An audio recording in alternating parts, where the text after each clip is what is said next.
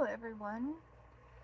Welcome to the next entry, which is the same date as the last entry, but it's separated from it. This is still Jonathan Harker's journal, 5 May. I must have been asleep, for certainly if I had been fully awake, I must have noticed the approach to such a remarkable place. In the gloom, the courtyard looked of considerable size, and as several dark ways led from it under great round arches, it perhaps seemed bigger than it really is. I have not yet been able to see it by daylight. When the caleche stopped, the driver jumped down and held out his hand to assist me to alight. Again, I could not but notice his prodigious strength. His hand actually seemed like a steel vice that could have crushed mine if he had chosen. Well, that sounds scary. Then he took out my traps and placed them on the ground beside me. As I stood close to a great door, old and studded with large iron nails, and set in a projecting doorway of massive stone, I could see, even in the dim light, that the stone was massively carved, but that the carving had been much worn by time and weather. As I stood, the driver jumped again into his seat and shook the reins. The horses started forward, and trap and all disappeared down one of the dark openings. So right there he's saying trap, he means like a carriage. But earlier when he said he took out my traps, I believe he's talking about luggage. No actual traps in this portion of the journal as far as I can tell. I stood in silence where I was, for I did not know what to do. A bell or knocker, there was no sign. Through these frowning walls and dark window openings, it was not likely that my voice could penetrate. The time I waited seemed endless, and I felt doubts and fears crowding upon me. What sort of place had I come to, and among what kind of people? What sort of grim adventure was it on which I had embarked?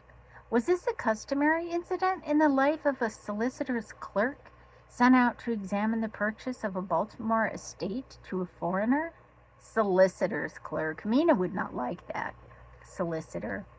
For just before leaving Baltimore, I got word that my examination was successful, and I am now a full-blown solicitor. I began to rub my eyes and pinch myself to see if I were awake. It all seemed like a horrible nightmare to me, and I expected that I should suddenly awake and find myself at home, with the dawn struggling in through the windows, as I had now and again felt in the morning after a day of overwork. But my flesh answered the pinching test. How cute is that description? Now my eyes were not to be deceived. I was indeed awake, and among the Carpathians. All I could do now was to be patient and to wait the coming of the morning. Just as I had come to this conclusion, I heard a heavy step approaching behind the great door, and saw through the chinks the gleam of a coming light. Then there was the sound of rattling chains and the clanking of massive bolts drawn back. A key was turned with the loud grating noise of long disuse, and the great door swung back. Within stood a tall old man, clean-shaven, save for a long white mustache. Today, I don't think we would say clean-shaven if somebody had a mustache. On the other hand, do we even say clean-shaven anymore? I don't know. Save for a long white mustache and clad in black from head to foot, without a single speck of color about him anywhere. He held in his hand an antique silver lamp, in which the flame burned without chimney or globe of any kind, throwing long, quivering shadows as it flickered in the draught of the open door. The old man motioned me in with his right hand, with a courtly gesture, saying in excellent English, but with a strange intonation, "Welcome to my house. Enter freely and of your own will." That's a little ominous. He made no motion of stepping to meet me, but stood like a statue, as though his gesture of welcome had fixed him into stone. The instant, however, that I had stepped over the threshold, he moved impulsively forward, and holding out his hand, grasped mine with a strength that made me wince. An effect which was not lessened by the fact that it seemed as cold as ice, more like the hand of a dead than a living man. Ugh. Again he said, "Welcome to my house. Come freely, go safely, and leave something of the happiness you bring." Do we like that? expression leave something of the happiness you bring? I don't know. Does that mean you'll be sadder when you leave? Or does it just mean that you bring joy with you and you leave some of that? I'm not clear. The strength of the handshake was so much akin to that I'd noticed in the driver, whose face I had not seen, that for a moment I doubted if it were not the same person to whom I was speaking. So to make sure, I said interrogatively, "Count Dracula?" He bowed in a courtly way as he replied, "I am Dracula, and I bid you welcome, Mr. Harker, to my house. Come in. The night air is chill, and you must need to eat and rest." As he was speaking, he put the lamp on a bracket on the wall, and stepping out, took my luggage. He had carried it in before I could forestall him. I protested, but he insisted. "Nay, sir, you are my guest. It is late, and my people are not available. Let me see to your comfort myself." He insisted on carrying my traps along the passage, and then up a great winding stair, and along another great passage, on whose stone floor our steps rang heavily. At the end of this he threw open a heavy door, and I rejoiced to see within a well-lit room, in which a table was spread for supper, and on whose mighty hearth a great fire of logs flamed and flared. That does sound heartening, doesn't it? The Count halted, putting down my bags, and closed the door, and crossing the room opened another door, which led into a small octagonal room lit by a single lamp, and seemingly without a window of any sort. Passing through this, he opened another door, and motioned for me to enter. It was a welcome sight, for here was a great bedroom, well lighted and warmed with another log fire, which sent a hollow roar up the wide chimney. The Count himself left my luggage inside and withdrew, saying, before he closed the door, "You will need, after your journey, to refresh yourself by making your toilet," which means washing up, getting ready for dinner.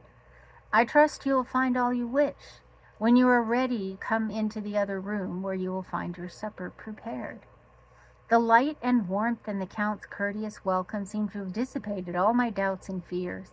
Having then reached my normal state, I discovered that I was half famished with hunger. So, making a hasty toilet, I went into the other room.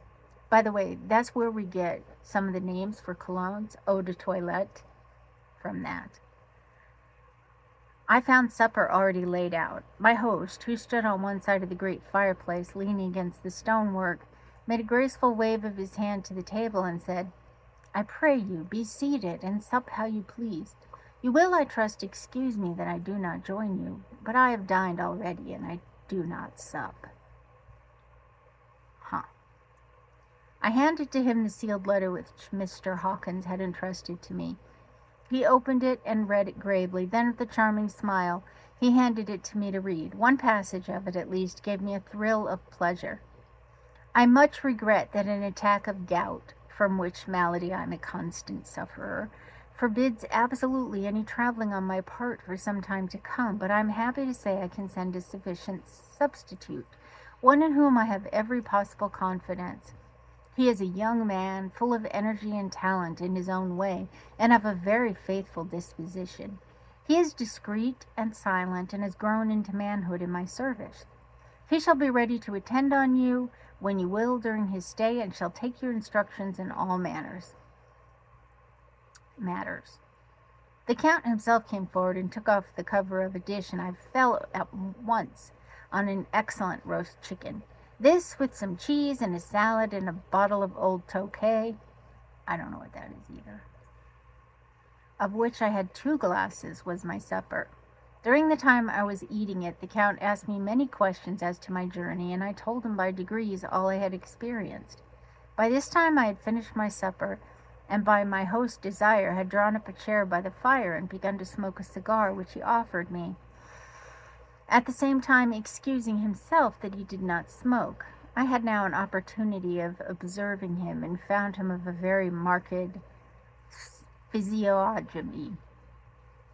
Okay, so at the time that this was written, there was this whole belief system that you could tell by someone's features or the bumps on their heads, all kinds of things. Obviously, we don't think that way anymore, at least most people don't. His face was a very strong aquiline, with high bridge of the thin nose and peculiarly arched nostrils, with lofty domed forehead and hair growing scantily around the temples, but profusely elsewhere. His eyebrows were very massive, almost meeting over the nose, and with bushy hair that seemed to curl in its own profusion. The mouth, so far as I could see under the heavy mustache, was fixed and rather cruel looking, with peculiarly sharp white teeth.